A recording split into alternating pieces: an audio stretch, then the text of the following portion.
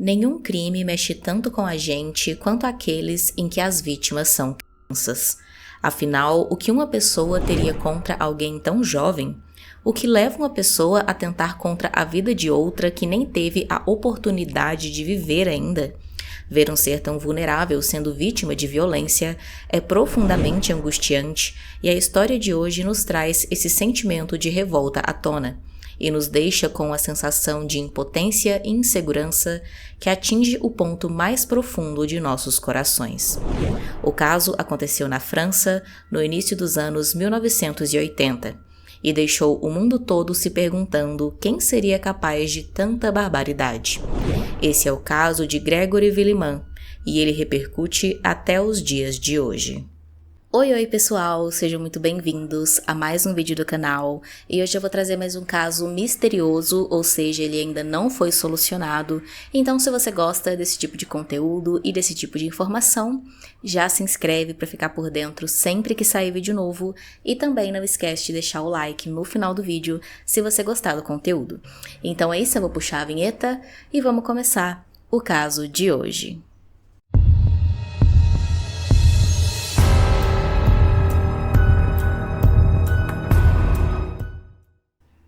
Em 24 de agosto de 1980, nascia Gregory Villemin, o primeiro filho do casal formado por Jean-Marie Villemin e Christine Villemin.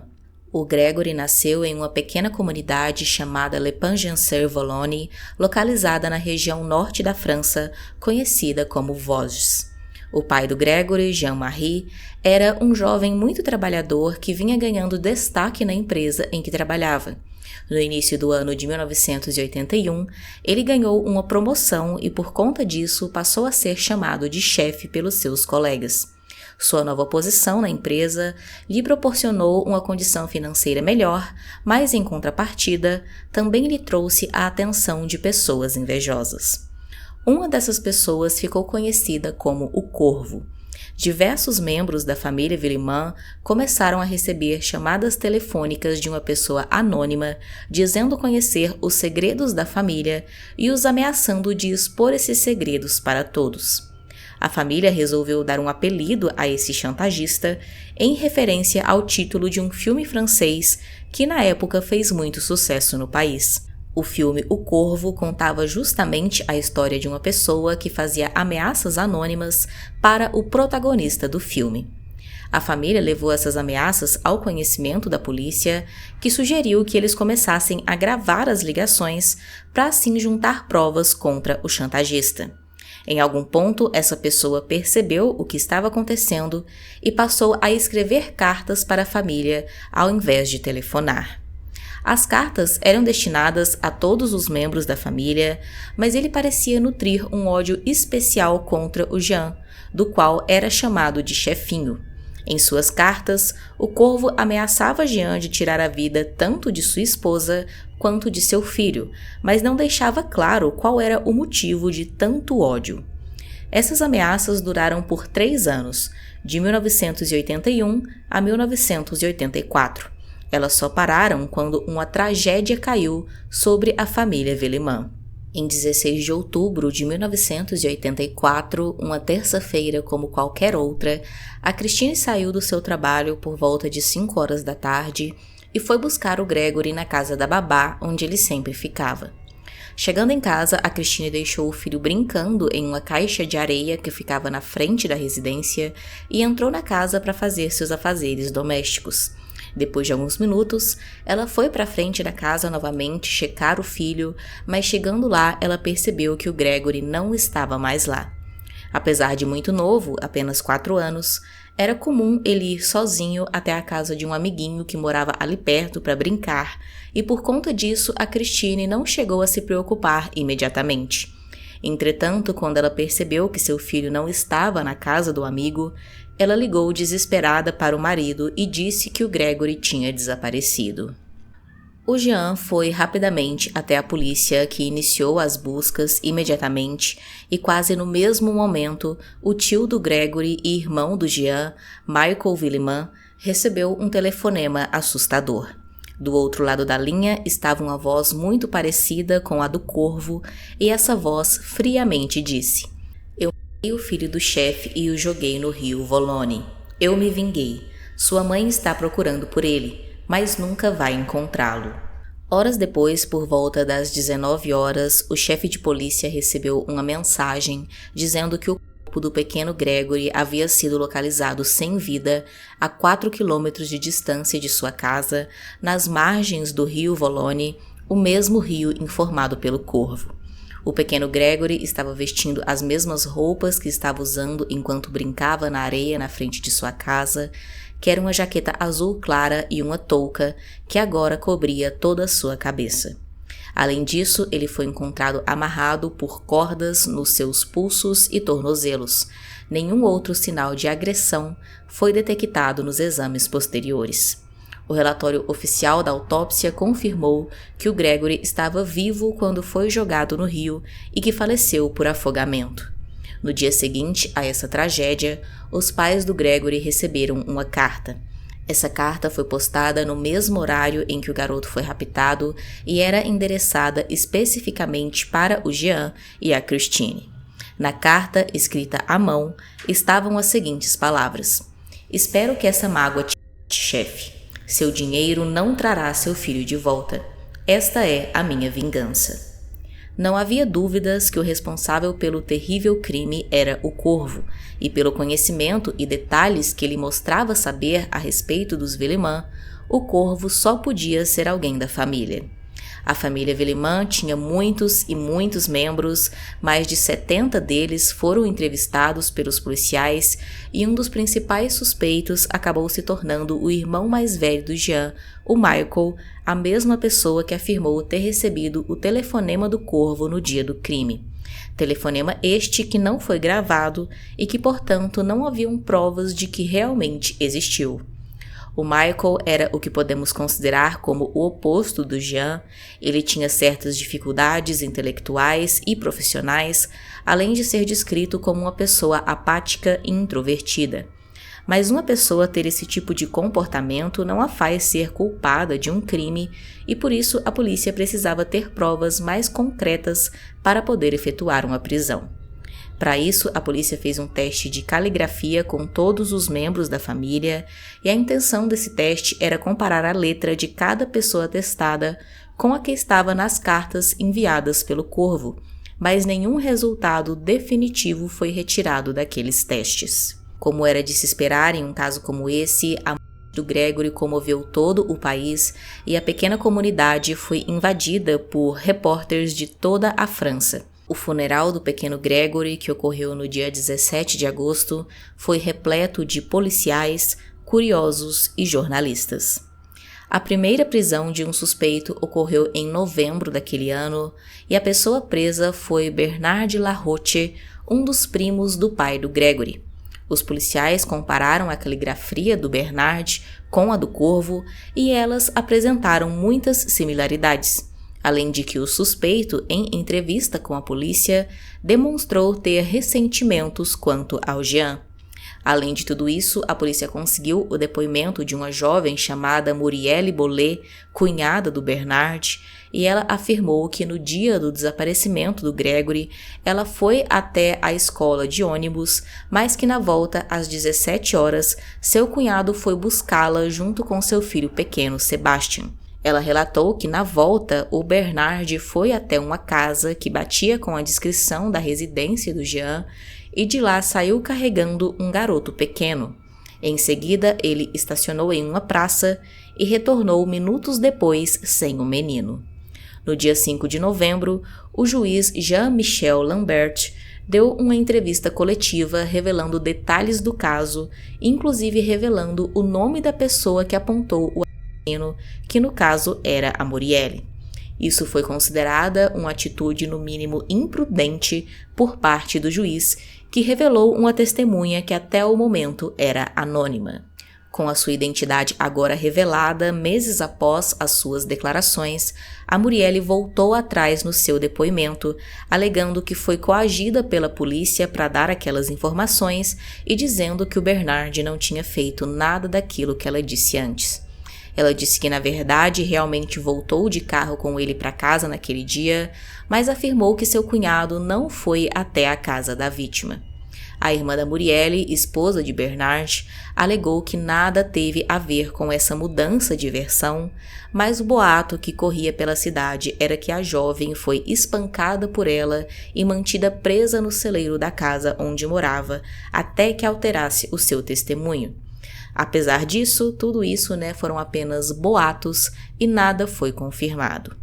O Bernard prestou um novo depoimento detalhando tudo o que fez naquele dia, principalmente na hora do crime. Testemunhas foram ouvidas e confirmaram as histórias dele. Além disso, ele foi preso por um breve período, mas depois o juiz acabou ordenando a sua soltura.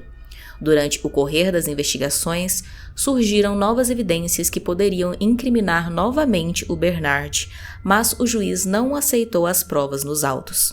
Além disso, esse mesmo juiz cometeu vários erros processuais que acabaram por eliminar algumas informações importantes do dossiê do caso, inclusive os testes de caligrafia do Bernard. O mesmo juiz ordenou que os policiais concentrassem suas investigações na Christine, a mãe do Gregory.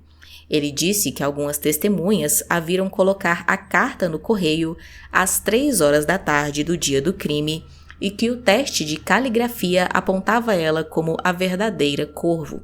A Christine negou todas as acusações apresentadas contra ela e tudo o que ela disse acabou se provando verdade, inclusive que sim, ela foi no correio naquele horário, mas no dia anterior à morte do filho. Contudo, o estrago já estava feito e a mídia francesa destruiu completamente a reputação da Christine, colocando ela como culpada do caso. Nesse momento, então, a população que acompanhava o caso estava dividida, muitas pessoas acreditavam na culpa da Christine, outros acreditavam na culpa do Bernard, mas o fato é que a esse momento o pai do Gregory, o Jean, já estava convencido da culpa do seu primo. No dia 28 de março de 1985, o Jean deu um tiro em Bernard em sua própria casa, levando-o a óbito. O Jean confessou o crime e foi preso para aguardar seu julgamento. Sua esposa também foi presa por suspeita de ter sido cúmplice nesse crime, mas foi libertada logo depois ao provar que não sabia das intenções do marido. Entretanto, a perseguição do juiz do caso com a Christine não tinha parado.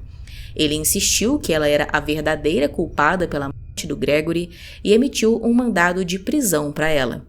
A Christine foi presa no início de julho de 1985, após ser avaliada por um psiquiatra, que nada constatou de errado com ela. Ela só foi solta 11 dias após ter sido presa. Em outubro daquele mesmo ano, nasceu o segundo filho do casal Villemin, que se chamava Julien. As pessoas interpretaram isso como uma substituição ao Gregory, e a Christine foi novamente massacrada pela mídia francesa. Em 9 de dezembro de 1986, o juiz do caso tentou novamente levar a Christine presa e, com medo de perder seu filho, ela entrou em depressão e acabou tentando tirar sua própria vida, felizmente sem sucesso.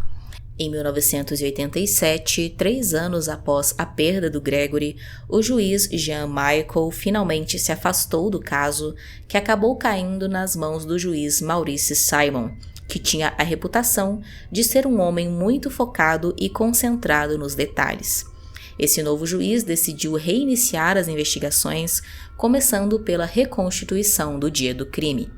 Novos fatos começaram a surgir a partir desse momento, e o primeiro foi que a Christine foi desconsiderada completamente como suspeita, já que tudo que ela alegou se provou verdade na reconstituição. O segundo fato foi que a hora da morte do Gregory poderia estar errada. Antes se achava que o corpo ficou na água por 4 horas antes de ser encontrado, mas o novo perito do caso confirmou que o menino foi colocado na água pouco antes de ser descoberto pelos policiais. Essa nova linha de investigação apontava que o Gregory tinha sido levado, dopado e só horas depois colocado no rio. O juiz Simon resolveu ouvir todos os familiares novamente e percebeu que a Muriel ainda apresentava-lhe uma relação estranha com a irmã e parecia estar escondendo alguma coisa, assim como os avós do Gregory, que também apresentavam um comportamento estranho enquanto prestavam seus depoimentos. Felizmente, o juiz estava fazendo aparentemente um avanço no caso, porém uma conversa vazada pela imprensa em 1989 levou o caso mais uma vez para um beco sem saída. O juiz Simon disse nessa conversa vazada que acreditava que o Bernard era o assassino do Gregory.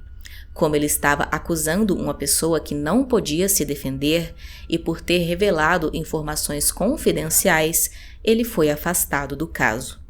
Em 3 de fevereiro de 1993, a Christine finalmente conseguiu ter o seu nome retirado dos processos graças à decisão de um tribunal de apelações, e nesse mesmo ano ocorreu o julgamento do Jean pelo assassinato do Bernard. Ele foi condenado a 5 anos de prisão, mas como já estava preso preventivamente há 8 anos, em 30 de dezembro de 1993 ele foi colocado em liberdade. Em 2000, o casal Villemin pediu a reabertura do caso, novas técnicas de investigação tinham surgido, inclusive o teste de DNA, e um teste desse tipo foi realizado nos selos das cartas enviadas pelo Corvo, já que os selos eram lambidos para serem colados naquela época, mas o DNA dos selos já estava danificado demais para poder ser usado. 2 anos depois, em 2002, a família do Bernard recebeu uma indenização de 60 mil euros da França por má conduta da justiça, e em 2004 os pais do Gregory também receberam essa mesma indenização, no valor de 70 mil euros. Em 2017, 33 anos após a perda do Gregory, o caso foi aberto novamente, mas mesmo tendo indicado 3 novos nomes como suspeitos, as investigações não deram nenhum resultado satisfatório e foram novamente encerradas. O primeiro juiz do caso, o juiz Lambert, em julho de 1917, foi encontrado morto em seu apartamento com um saco plástico amarrado na cabeça. No bilhete junto ao corpo, ele se dizia cansado de lutar. Atualmente, o casal Jean e Christine Villemin ainda moram na França, mais afastados das grandes cidades. Eles têm 3 filhos. Até os dias de hoje, a identidade do Corvo, assim como o responsável ou os responsáveis pelo sequestro e assassinato do pequeno Gregory, ainda permanece um mistério. Há quem acredite que de fato o Bernard foi o culpado e que ele acabou recebendo aí uma punição por isso quando perdeu a vida pelas mãos do pai do Gregory, mas não tem como afirmar isso com certeza, então querendo ou não, no fim, tudo ainda permanece um completo mistério. Deixe aqui nos comentários qual a sua opinião sobre esse caso, se você já conhecia e se não, se achou interessante conhecer. Também deixe aqui usando a hashtag sugestão um caso que você acha que seria interessante eu trazer para o canal, se inscreve se não for inscrito, deixa o like e é isso, até o próximo vídeo.